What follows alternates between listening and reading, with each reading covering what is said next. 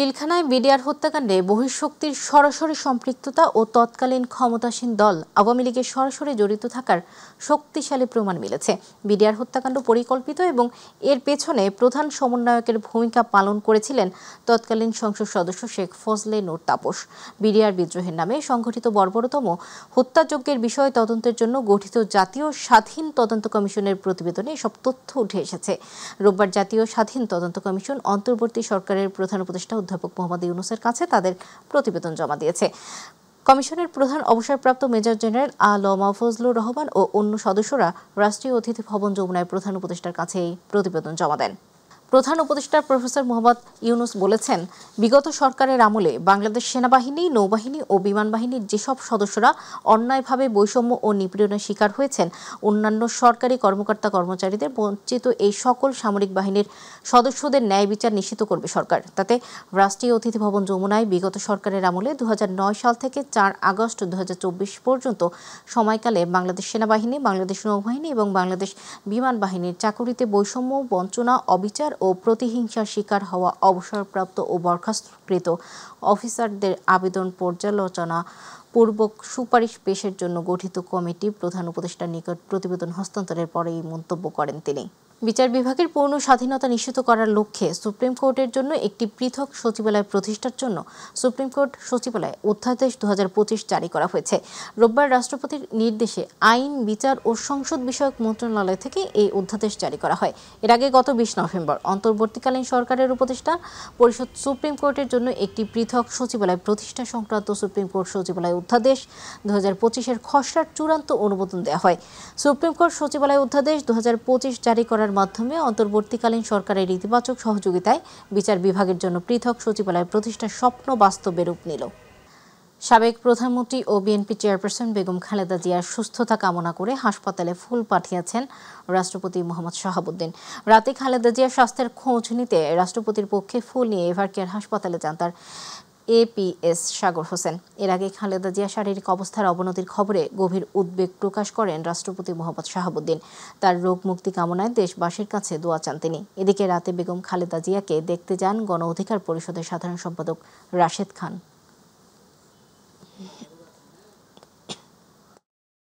যেটা জানিয়েছেন যে বিএনপি চেয়ারপারসন বেগম খালেদা জিয়ার শারীরিক অবস্থা এখন স্থিতিশীল এবং তার তবে কিছুটা আগের চেয়ে কিছুটা ভালোর দিকে, এবং তিনি সবার কাছে দোয়া চেয়েছেন আসলে, এবং মহামান্য রাষ্ট্রপতি যে গতকালকে বিবৃতি দিয়েছেন তার জন্য দোয়া চেয়েছেন, পাশাপাশি আমাদেরকে খোঁজখবর নিতে বলেছেন এবং তিনি নিজেও টেলিফোন করেছেন। এজন্য তিনি মহামান্য রাষ্ট্রপতিকে ধন্যবাদ জানিয়েছেন। দোয়া করা ছাড়া আর কিছুই করার নাই।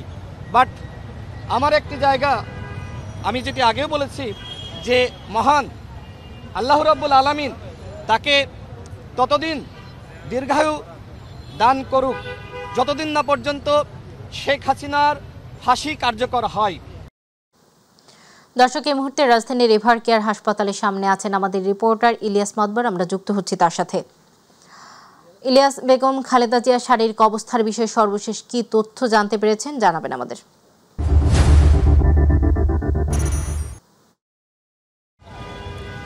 সদা আপনাকে ধন্যবাদ। আমরা এখন রয়েছি রাজধানীর এভারকেয়ার হাসপাতালের সামনে। আপনারা জানেন যে বিএনপি চেয়ারপারসন বেগম খালেদা জিয়া গত 23 নভেম্বর থেকে এই হাসপাতালে ভর্তি রয়েছেন। এদিকে গত 3 দিন যাবৎ তার অবস্থা খুবই সংকটাপন্ন। তিনি নিবিড় পরিচর্যায় রয়েছেন। এখনও তার অবস্থা স্থিতিশীল রয়েছে। এদিকে রাতে কিন্তু বেগম খালেদা জিয়াকে দেখতে হাসপাতালে রাষ্ট্রপতির এপিএস সাগর হোসেন এসেছিলেন রাষ্ট্রপতির পক্ষ থেকে। এ সময় তিনি দেশের গণতন্ত্র উত্তরণের জন্য বিএনপি চেয়ারপারসন খালেদা জিয়ার সুস্থতা খুব বেশি প্রয়োজন বলে মন্তব্য করেছেন। তিনি জানান যে মহামান্য রাষ্ট্রপতি খালেদা জিয়ার শারীরিক অবস্থা সবসময় খোঁজখবর রাখছেন। তার সুস্থতার জন্য দেশবাসীর কাছে দোয়া কামনা করেছেন মহামান্য রাষ্ট্রপতি। এছাড়া কিন্তু আমরা দেখেছি যে গণ অধিকার পরিষদের সাধারণ সম্পাদক রাশেদ খান তিনিও এসেছিলেন খালেদা জিয়ার খোঁজখবর নিতে এবং তার খোঁজখবর নিয়েছেন এবং তিনি গণমাধ্যমের সাথে কথা বলেছেন।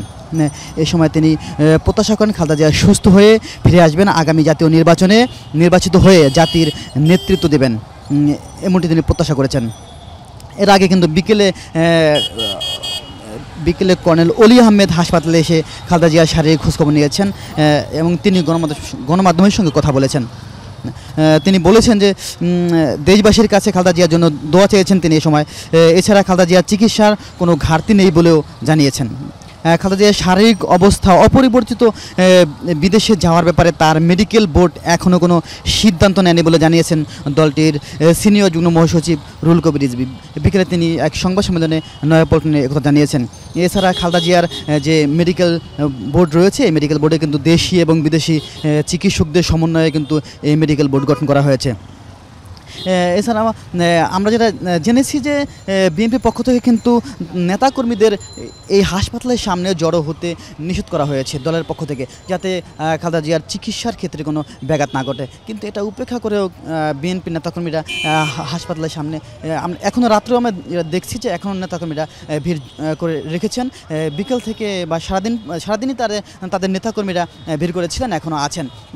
শুধু বিএনপি নেতাকর্মীরা দেশের অধিকাংশ সকল রাজনীতি দলের নেতাকর্মীরাই কিন্তু খালেদা জিয়ার জন্য উদ্বিগ্ন। তারা বিভিন্ন যে রাজনৈতিক দল রয়েছে তারা কিন্তু তাদের নিজস্ব আয়োজনে তারা দোয়া মাহফিলের আয়োজন করছেন। এছাড়া আগামীকালকে কিন্তু এলডিপিও আগামীকালকে দোয়া মাহফিলের আয়োজন করা হয়েছে। এছাড়া আপনাকে আরেকটা বিষয় জানিয়ে রাখতে চাই যে খালেদা জিয়ার অসুস্থতার কারণে বিজয় র্যালি কিন্তু স্থগিত করেছে বিএনপি। যে রাজধানীর এই ছিল আমার কাছে সর্বশেষ। সাদা ইলিয়াস, আপনাকে ধন্যবাদ। দর্শক এতক্ষণ রাজধানীর এভার কেয়ার হাসপাতালের সামনে থেকে বেগম খালেদা জিয়ার চিকিৎসা সর্বশেষ জানছিলাম। চলে যাচ্ছি অন্যান্য খবরে। বাংলাদেশের কেউ কেউ প্রভু হতে চায়, অথচ সুষ্ঠু নির্বাচন হলে তাদের স্থান হাঁটুর নিচে হবে বলে মন্তব্য করেছেন বিএনপির স্থায়ী কমিটির সদস্য গয়েশ্বর চন্দ্র রায়। আর স্থায়ী কমিটির অপর সদস্য মির্জা আব্বাস বলেছেন, সাম্প্রদায়িক শক্তি মাথাচাড়া দেওয়ার সুযোগ পেলে ফ্যাসিবাদের চেয়েও ভয়ঙ্কর হবে। রাজধানীতে এক অনুষ্ঠানে বিএনপি নেতারা এসব কথা বলেন। এদিকে বিএনপি চেয়ারপারসন ও সাবেক প্রধানমন্ত্রী বেগম খালেদা জিয়ার শারীরিক অবস্থার কোনো উন্নতি হয়নি। তিনি এখনও জটিল অবস্থায় রয়েছেন বলে জানিয়েছেন দলের সিনিয়র যুগ্ম মহাসচিব রুহুল কবির রিজভী। ইউসুফ আলী রিপোর্ট। বিএনপির চেয়ারপারসন বেগম খালেদা জিয়ার রোগ মুক্তি কামনায় রাজধানীর একটি কমিউনিটি সেন্টারে এই মিলাদ মাহফিলের আয়োজন। অনুষ্ঠানে বিএনপির স্থায়ী কমিটির সদস্য গয়েশ্বর চন্দ্র রায় বলেন, খালেদা জিয়া গণতন্ত্র প্রবর্তনে জীবনের ঝুঁকি না নিলে নির্বাচনের পরিবেশ তৈরি হতো না। বিদেশে আমাদের বন্ধু আছে, আমাদের প্রভু নাই, কিন্তু বাংলাদেশের অভ্যন্তরে কিছু কিছু লোক আমাদের প্রভু হতে চায়। সুষ্ঠু অবাধ নির্বাচন যদি এই দেশে অনুষ্ঠিত হয়, এদের অবস্থান হবে মানুষের হাঁটুর নিচে, এর উপরে না। অপর স্থায়ী কমিটির সদস্য মির্জা আব্বাস বলেন, ধর্মের নামে গুটি কয়েক দল জাতিকে বিভ্রান্ত করার চেষ্টা করছে। 17 বছর পর আবার যখন আমরা গণতন্ত্রের স্বাদ পেতে শুরু করেছি, ওই সময় আরও অন্য একটি রাজনৈতিক দল বিএনপির বিরুদ্ধে তথা দেশের বিরুদ্ধে চক্রান্তে নেমেছে। তারা দেশি বিদেশি মদত পুষ্ট হয়ে এই দেশের মানুষকে একটি অনিশ্চিত ভবিষ্যতের দিকে ঠেলে দেওয়ার চেষ্টা করছে। তারা ধর্মীয়ভাবে দেশের মানুষকে বিভ্রান্ত করার চেষ্টা করছে। কাদিয়ানীদের দ্বিতীয় সংস্করণ এই মুহূর্তে বাংলাদেশে। এরা আমার নবী সাল্লাল্লাহু আলাইহি ওয়াসাল্লামের সঙ্গে বিভিন্ন লোকের তুলনা করে থাকেন। নয়াপল্টনে দলের কেন্দ্রীয় কার্যালয়ে সংবাদ সম্মেলনে বিএনপির সিনিয়র যুগ্ম মহাসচিব রুহুল কবির রিজভী আহমেদ বলেন, বেগম জিয়ার শারীরিক অবস্থা অপরিবর্তিত থাকায় বিজয়ের মাসের পক্ষকালব্যাপী ঘোষিত কর্মসূচি স্থগিত করা হয়েছে। এটা শিরোনাম ছিল বিজয়ের মাসে বিজয়ের মশাল। পক্ষকালব্যাপী কর্মসূচিটি দেশনেত্রী বেগম খালেদা জিয়ার শারীরিক অবস্থার কারণে আমরা এই কর্মসূচি স্থগিত রেখেছি। ইউসুফ আলী, মাই টিভি, ঢাকা।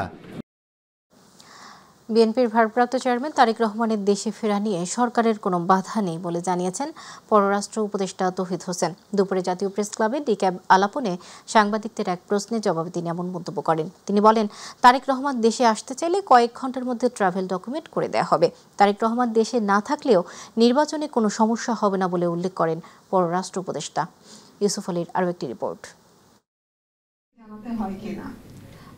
জাতীয় প্রেস ক্লাবে ডিক্যাব টক উইথ তৌহিদ অনুষ্ঠানের আয়োজন করে diplomatic correspondent association of Bangladesh. অনুষ্ঠানে সাংবাদিকদের প্রশ্নের জবাবে পররাষ্ট্র উপদেষ্টা তৌহিদ হোসেন বলেন, বিএনপির ভারপ্রাপ্ত চেয়ারম্যান তারেক রহমান দেশে আসার বিষয়ে সরকারের পক্ষ থেকে কোনো বাধা নেই। তারেক রহমান সাহেবের দেশে আসার ব্যাপারে আগ্রহ আছে কি নাই সেটা আপনাদের মাধ্যমে আমি জানি, কারণ পত্রপত্রিকাতে যেটুকু আসে, আমার কাছে আলাদাভাবে কোনো ধরনের কোনো তথ্য নাই এ ব্যাপারে। তারেক রহমান বাংলাদেশে না থাকলেও সুষ্ঠু নির্বাচনের ক্ষেত্রে কোনো সমস্যা হবে না বলেও মনে করেন পররাষ্ট্র উপদেষ্টা। তারেক সাহেব তো এখানে উপস্থিত না থেকেও সত্যিকার অর্থে বিএনপি নেতৃত্ব তার হাতেই ছিল। কাজেই উনি ঢাকায় পদার্পণ না করলে যে নির্বাচন হবে না বা সুষ্ঠু হবে না, এটা আমার ঠিক মনে হয় না। আমার মনে হয় নির্বাচন সুষ্ঠু হবে কিনা সেটা অন্যান্য আরও অনেক ফ্যাক্টরের উপর নির্ভর করবে। ল অ্যান্ড অর্ডারের প্রশ্ন আছে, ইলেকশন কমিশন কতটুকু সফল হয় তার উপরে বিষয় আছে। আমার মনে হয় না একজন ব্যক্তির কারণে বা ওনার একটু দূরে থাকার কারণে নির্বাচন নষ্ট হয়ে যাবে, এমন এটা আমি মনে করি না। অভিযুক্তরা দেশে থাকলে গণহত্যার অভিযোগে ট্রাইব্যুনালের দেয়া রায় বাস্তবায়নে অন্তর্বর্তী সরকার উদ্যোগ নিত বলে জানান পররাষ্ট্র উপদেষ্টা তৌহিদ হোসেন। উনি তো এই মুহূর্তে দেশে নেই। যদি দেশে থাকতো এবং ইমিনেন্ট ফাঁসির একটা পরিবেশ সৃষ্টি হতো, তাহলে হয়তো যারা বিরোধিতা করার তারা করতো। যদিও আমাদের দেশের আইন অনুযায়ী আমাদের দেশ চলবে, বিরোধিতা কারণে অথবা চাপের কারণে তো আমাদের আইন পরিবর্তন হয়ে যাবে না। আওয়ামী লীগ নির্বাচনে থাকবে না এবার, এটা তো সিদ্ধান্ত আমার মনে হয় অনেক আগেরই, এবং এক ধরনের সামাজিকভাবে অ্যাকসেপ্টেবল একটা ফ্যাক্ট এটা, যে আওয়ামী লীগ এবার নির্বাচনে থাকবে না। ইউসুফ আলী, মাইটিভি, ঢাকা। আশ্বাস দেওয়া রাজনীতিতে একটা সংস্কৃতি হয়ে দাঁড়িয়েছে, তবে জামায়াতে ইসলামী আশ্বাস নয়, বাস্তবায়নে বিশ্বাসী, এমন মন্তব্য করেছেন জামায়াতের আমির ডাক্তার শফিকুর রহমান। সকালে মহাখালীর বিএমআরসি ভবনে কমিউনিটি ক্লিনিক স্বাস্থ্য সহায়তা ট্রাস্টের সেমিনারে প্রধান অতিথির বক্তব্যে সব কথা বলেন তিনি। সমাজ থেকে বৈষম্য দূর করতে রাজনীতির মধ্যে সকল নীতি অনুসরণ করার আহ্বান জানান তিনি। বিস্তারিত শিমুল খানের রিপোর্টে। 14,000-এরও বেশি কমিউনিটি ক্লিনিকের মাধ্যমে দেশের নারীদের স্বাস্থ্যসেবা ও নর্মাল ডেলিভারি নিশ্চিত করে আসছে দেশের প্রান্তিক পর্যায়ে হাজারো স্বাস্থ্যকর্মীরা। এমন 200 স্বাস্থ্যকর্মীদের পুরস্কার ও সেমিনার আয়োজন করে কমিউনিটি ক্লিনিক স্বাস্থ্য সহায়তা ট্রাস্ট। অনুষ্ঠানে প্রধান অতিথির বক্তব্যে জামায়াতে ইসলামের আমির বলেন, সমাজের অনেকের মায়ের আশঙ্কা ও আতঙ্ক দূর করে প্রান্তিক পর্যায়ে এই স্বাস্থ্যকর্মীরা। সন্তান সে ছেলে হোক মেয়ে হোক, সে বাপের নাড়ি ছেড়া দন নয়, সে মায়ের নাড়ি ছেড়া। This is the glory and beauty of mothers. But unfortunately, আমাদের সোসাইটি, এটা বলতে কোনো অসুবিধা নেই, এটা পুরুষদের ডমিনেটেড সোসাইটি, যার কারণে মায়েদের ব্যাপারটা আমরা বিভিন্ন ক্ষেত্রে ইগনোর করি। তারা ফিমেল। আমি তাদেরকে প্রথমেই আমার অন্তরের অন্তঃস্থল থেকে ধন্যবাদ নয়, আমি কৃতজ্ঞতা জানাচ্ছি। যে কাজ সমাজের সরকারের, সেই কাজটা দরদ, আন্তরিকতা, ভালোবাসা দিয়ে তারা চালিয়ে যাচ্ছে। ডক্টর শফিকুর রহমান বলেন, জামায়াত আশ্বাসের রাজনীতি বিশ্বাস নয়, বাস্তবায়নের রাজনীতিতে বিশ্বাসী। আশ্বাস দেওয়া আমাদের একটা অপসংস্কৃতিতে পরিণত হয়েছে। আমি আশ্বাসের রাজনীতিতে মোটেই বিশ্বাস করি না। আমি বিশ্বাস করি অ্যাকশনের রাজনীতি, বরঞ্চ কাজের মাধ্যমে প্রমাণ হবে what we are or what I am. এ সময় আগামী 1 বছরে দেশের 100টি কমিউনিটি ক্লিনিক সেন্টারে সোলার প্যানেল দেওয়ার ঘোষণা দেন জামায়াতে আমির।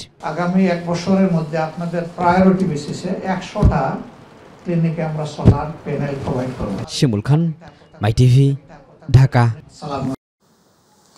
অন্তর্বর্তীকালীন সরকারের কাছে জাতীয় নির্বাচনের আগে গণভোট আয়োজনের দাবি জানিয়েছেন জামায়াত ইসলামীর সেক্রেটারি জেনারেল মিয়া গোলাম পরোয়ার। একই সঙ্গে তিনি প্রশাসন ও আইন শৃঙ্খলা রক্ষাকারী বাহিনীর প্রতি হুঁশিয়ারি উচ্চারণ করে বলেছেন, কোনো দলের ষড়যন্ত্রে পা দিয়ে নব্য ফ্যাসিবাদ কায়েম করতে চাইলে তা প্রতিরোধ করা হবে। বিকেলে জামায়াত ইসলামী সহ আন্দোলনরত 8 দলের রাজশাহী বিভাগীয় সমাবেশে তিনি এসব কথা বলেন। নগরীর ঐতিহাসিক মাদ্রাসা মাঠে এ সমাবেশ অনুষ্ঠিত হয়। জামায়াতের সেক্রেটারি বলেন, জনগণ জাতীয় নির্বাচনের আগে গণভোট চায়। জামায়াত সহ 8 দল এমন কোন সংকটে সরকারকে ফেলতে চায় না যাতে বহু রক্তের বিনিময়ে অর্জিত নতুন বাংলাদেশের স্বপ্ন ভেঙে যাক। এমন কোন সংকটে সরকারকে ফেলতে চাই না, বহু রক্তের বিনিময়ে অর্জিত নতুন বাংলাদেশের স্বপ্ন ভেঙে যাক, তা আমরা চাই না। নিয়মতান্ত্রিক আন্দোলনে আপনাদেরকে বারবার বলে যাচ্ছি, সুযোগ আছে, আপনারা জাতীয় নির্বাচনের আগে এখনো গণভোটের তারিখ পরিবর্তন করুন। তা না হলে একটা বিভ্রান্তির যে ধূম্রজাল আপনারা তৈরি করেছেন, ভোটাররা ভোট কেন্দ্রে কম আসবে, গণভোটে ভোট কম পড়বে, না বুঝে হাতে সিল মারবে, বুঝতে পারবে না। এই সংকট দূর করার দায়িত্ব সরকারকেই গ্রহণ করতে হবে। চলতি সপ্তাহে আরও বেশ কয়েকটি বড় মামলার তদন্ত রিপোর্ট ও আনুষ্ঠানিক অভিযোগ ট্রাইব্যুনালে দাখিল করবে প্রসিকিউশন। সেই সঙ্গে মৃত্যুদণ্ডপ্রাপ্ত পলাতক আসামিদের দেশে আনার ব্যাপারে সরকার যথেষ্ট তৎপরতা চালাচ্ছে বলে জানান চিফ প্রসিকিউটর তাজুল ইসলাম। কুষ্টিয়ায় 6 হত্যার অভিযোগে মানবতাবিরোধী অপরাধের মামলায় হাসানুল হক ইনুর বিরুদ্ধে প্রসিকিউশনের সূচনা বক্তব্য উপস্থাপন শেষে এসব কথা বলেন তিনি। এদিকে আদালত অবমাননার বিষয়ে ব্যাখ্যা দিতে 8 ডিসেম্বর বিএনপি নেতা ফজলুর রহমানকে ট্রাইব্যুনালে হাজির হওয়ার নির্দেশ দেওয়া হয়েছে। এস এম আরিফের রিপোর্টে বিস্তারিত। জুলাই আন্দোলনে কুষ্টিয়ায় 6 হত্যা সহ 8 অভিযোগে মানবতা বিরোধী অপরাধের মামলায় অভিযোগ গঠনের বিরুদ্ধে রিভিউ আবেদন করেন জাসদ সভাপতি হাসানুল হক ইনুর আইনজীবী। রবিবার ট্রাইব্যুনাল 2-এ এই মামলার সূচনা বক্তব্যের আগে এ বিষয়ে শুনানি হয়। শুনানি শেষে ইনুর আবেদন খারিজ করেন 2 বিচারপতির ট্রাইব্যুনাল বেঞ্চ। সোমবার এই মামলার সাক্ষ্য গ্রহণের জন্য দিন ধার্য করা হয়েছে। তারা এই সরকারের আইন প্রণয়নের ক্ষমতা, অর্ডিন্যান্স জারির ক্ষমতা, সেটাকে তারা বলার চেষ্টা করেছেন এটা যথার্থ না। একটা জায়গায় তারা জুলাই বিপ্লবকে, জুলাইয়ের যে গণ অভ্যুত্থান, সেটাকে তারা সো কল্ড বলার চেষ্টা করেছেন এবং এই দুটো শব্দ বলার মাধ্যমে আমরা বলেছি যে তারা শুধুমাত্র আদালতের অবমাননা করেননি, একই সাথে রাষ্ট্রদ্রোহিতা এবং জুলাই বিপ্লবকে ছোট করা, এটা সেডিশাস, কন্টেমশাস এবং এটা কোনো অবস্থাতেই গ্রহণযোগ্য না। এ সময় মৃত্যুদণ্ডপ্রাপ্ত পলাতক আসামিদের ফেরত আনার বিষয়ে সাংবাদিকদের প্রশ্নের জবাব দেন চিফ প্রসিকিউটর। বাংলাদেশ সরকার রাষ্ট্রীয়ভাবে তার ডিপ্লোম্যাটিক চ্যানেল ব্যবহার করে, রাষ্ট্রের যত মেশিনারিজ আছে সেগুলোকে ব্যবহার করে এই সমস্ত সাজাপ্রাপ্ত পলাতক আসামিদেরকে বিদেশ থেকে বাংলাদেশে ফেরত আনার ব্যাপারে যা যা করা দরকার রাষ্ট্র সবই করছে। এই সপ্তাহে আরও বেশ কিছু তদন্ত রিপোর্ট এবং ফর্মাল চার্জ দাখিল হবে বলে আমরা আশা করছি। এদিকে জুলাই আগস্ট হত্যার বিচার প্রক্রিয়া নিয়ে বিরূপ মন্তব্যের অভিযোগে আদালত অবমাননার বিষয়ে ব্যাখ্যা দিতে বিএনপি নেতা অ্যাডভোকেট ফজলুর রহমানকে 8 ডিসেম্বর সশরীরে হাজির হওয়ার নির্দেশ দেন ট্রাইব্যুনাল 1। এই আদালত আমি মানি না এবং এটার প্রকাশভঙ্গি যথেষ্ট, আদালত অবমাননার জন্য যথেষ্ট বলে আমরা মনে করছি। দ্বিতীয় হচ্ছে যে ওনারা বোঝাতে চেয়েছেন যে একটা ইন্টারনাল অ্যারেঞ্জমেন্টের মাধ্যমে এই প্রসিডিংটা চলছে, যেটা একজন সিনিয়র অ্যাডভোকেটের কাছে কাম্য নয়, একজন দেশের দায়িত্বশীল নাগরিকের কাছে কাম্য নয়। একই ট্রাইব্যুনালে চাংখারপুলে 6 হত্যা মামলায় সাফাই সাক্ষী গ্রহণের জন্য 8 ডিসেম্বর দিন ধার্য করা হয়। এস এম আরিফ, মাই টিভি, ঢাকা। আবারও অগ্নিকাণ্ডের ঘটনা ঘটেছে দেশের সর্বোচ্চ প্রশাসনিক কেন্দ্র সচিবালয়ে। রোববার দুপুর 2টার দিকে জনপ্রশাসনের নতুন ভবনে এই ঘটনা ঘটে। ফায়ার সার্ভিসের উপপরিচালক সালেহ উদ্দিন জানান, ভবনটির 9 তলায় এই অগ্নিকাণ্ডের সূত্রপাত হয়। তবে 2 থেকে 3 মিনিটের মধ্যেই আগুন সম্পূর্ণ নির্বাপন হয় বলেও জানান তিনি। বড় ধরনের কোনো ক্ষয়ক্ষতি না হলেও অগ্নিকাণ্ডের কারণ তদন্ত করে দেখা হচ্ছে বলেও জানান ফায়ার সার্ভিসের এই উপপরিচালক। সচিবালয় একটা গুরুত্বপূর্ণ স্থাপনা, আপনারা জানেন কেপিআই, তো সেটাতে আমাদের একটা ফায়ার স্টেশন আছে, মিনি ফায়ার স্টেশন এখানে বিদ্যমান। 14টার সময় আমরা খবর পেয়েছি এবং 14টা 2 মিনিটে আমাদের গাড়ি, মন্ত্রণালয়ের যে গাড়িটা আছে সচিবালয়ের অভ্যন্তরে, সেই গাড়িটা এখানে পৌঁছায় এবং পৌঁছায় এই ভবনের 9 তলায় একটা ছোট্ট আগুন ছিল। তো একটা অ্যাডজাস্ট ফ্যানে যে ছোট্ট আগুনে আমাদের লোকজন উঠে এবং 2-3 মিনিটের মধ্যে আগুন নিয়ন্ত্রণে নিয়ে আসে। সারা দেশে গত 24 ঘন্টায় এডিস মশাবাহিত রোগ ডেঙ্গু জ্বরে আক্রান্ত হয়ে আরও 5 জনের মৃত্যু হয়েছে। এই সময় হাসপাতালে ভর্তি হয়েছেন 636 জন। এ নিয়ে চলতি বছর ডেঙ্গুতে মৃতের সংখ্যা বেড়ে 382 জন এবং শনাক্ত রোগী বেড়ে 94,402 জনে দাঁড়িয়েছে।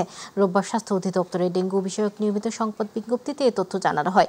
স্বাস্থ্য অধিদপ্তর জানায়, 24 ঘন্টায় যারা ডেঙ্গু আক্রান্ত হয়ে হাসপাতালে ভর্তি হয়েছেন তাদের মধ্যে বরিশাল বিভাগে 75 জন, চট্টগ্রাম বিভাগে 95 জন, ঢাকা বিভাগে 116 জন, ঢাকা উত্তর সিটি কর্পোরেশনে 147 জন, ঢাকা দক্ষিণ সিটি কর্পোরেশনে 74 জন, খুলনা বিভাগে 56 জন, ময়মনসিংহ বিভাগে 45 জন, রাজশাহী বিভাগে 17 জন, রংপুর বিভাগে 2 জন ও সিলেট বিভাগে 9 জন রয়েছেন। 24 ঘন্টায় যে 5 জন মারা গেছেন তাদের মধ্যে 3 জনের ঢাকা দক্ষিণ সিটি কর্পোরেশনে, 1 জনের চট্টগ্রাম বিভাগে ও 1 জনের খুলনা বিভাগে মৃত্যু হয়েছে। গাইবান্ধার গোবিন্দগঞ্জে মুড়িকাটা পেঁয়াজের বাম্পার ফলন হয়েছে। এতে প্রত্যাশার চেয়ে বেশি দামে পেঁয়াজ বিক্রি করছে চাষিরা। আবহাওয়া অনুকূল কৃষি বিভাগের তদারকি এবং পরামর্শে কৃষকরা সময়মতো খেতে সার সেচ ও সঠিক পরিচর্যার কারণে এবার পেঁয়াজের ভালো ফলন হয়েছে বলে দাবি কৃষকদের। গোবিন্দগঞ্জ প্রতিনিধি মশিউর রহমান বাবুর তথ্যচিত্রে বিস্তারিত জানাচ্ছেন শিমুল খান। গাইবান্ধা জেলার গোবিন্দগঞ্জ উপজেলায় মুড়িকাটা পেঁয়াজের বাম্পার ফলন হয়েছে। উপজেলার কামারদহ পৌরসভা, কোচাশহর, গুমানীগঞ্জ সহ বিভিন্ন এলাকায় কৃষকরা ব্যস্ত পেঁয়াজ চাষে। উপজেলা কৃষি অফিস জানায়, চলতি মৌসুমে 6,500 হেক্টর জমিতে মুড়িকাটা পেঁয়াজের চাষ হয়েছে। শীতের শুরুতে পেঁয়াজের পাতা বিক্রি করলেও বর্তমানে কৃষকরা পেঁয়াজ বাজারজাত করছেন। মনে করে 1 বিঘা মাটি 1 লাখ টাকা খরচ হচ্ছে, বেচা লাগবে 2 লাখ। বাজার যদি 2,500 থেকে 3,000 টাকা থাকে তাহলে কিছু লাভ আসবে। কৃষকদের মতে এই মৌসুমে পেঁয়াজের উৎপাদন ও বাজার দর দুটোই ভালো থাকায় তারা প্রত্যাশার চেয়ে বেশি লাভবান হচ্ছেন। মৌসুমের শুরুর দিকে কাঁচা পাতা সহ প্রতি মন পেঁয়াজ 2500 টাকায় বিক্রি করলেও বর্তমান দাম বেড়ে প্রতি মন 3,000 টাকা পর্যন্ত পাইকারি বাজারে বিক্রি হচ্ছে। তবে বীজ সার সহ কৃষি উপকরণের দাম বেড়ে যাওয়ায় চাষের ব্যয় বৃদ্ধি পেলেও উৎপাদিত ফসল ভালো দামে বিক্রি করতে পারায় সন্তুষ্ট কৃষকরা। মোটামুটি অনেক টাকা খরচা, এখন যে বাজার তুলনামূলক ভালো পাই তাহলে ইনশাল্লাহ মোটামুটি মনে হয় ভালো। 1 বিঘাতে প্রায় 12.5 মণ পেঁয়াজ লাগাইছি আমি। পেঁয়াজের মোটামুটি অবস্থান ভালো।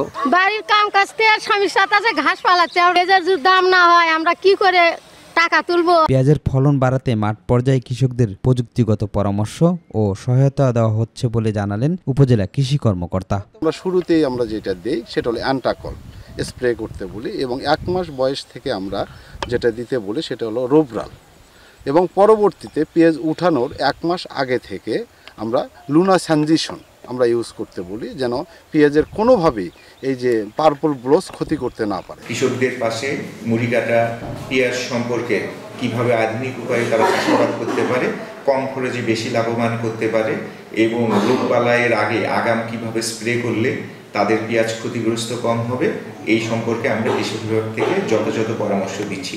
বাজারে ভালো দামে পেঁয়াজ বিক্রি করতে পারায় খুশি এই অঞ্চলের কৃষকরা। শিমুল খান, মাই টিভি নিউজ ডেস্ক।